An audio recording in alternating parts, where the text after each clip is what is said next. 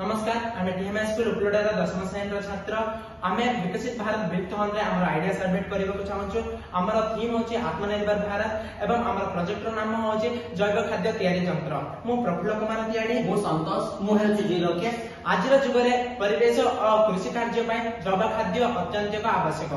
रासायनिक खाद्य द्वारा जमीर उर्वरता कमी जाए एवं परिवेश दूषित हुए। तेणु कृषि कार्य घरे अपचय वस्तु द्वारा जैव खाद्य तैयारी करने एक आत्मनिर्भर पदक्षेप।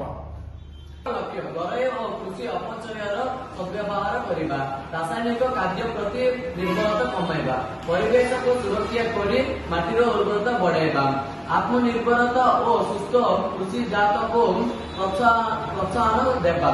यार प्रक्रिया एक ड्रम तले केतेक छिद्र कर पानी जीवार व्यवस्था करबा।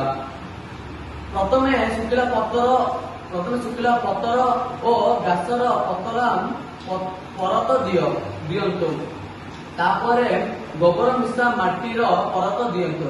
एभली अनुसार अनेक परत दियंतु और हालुका पानीर छिटी बीजांतु।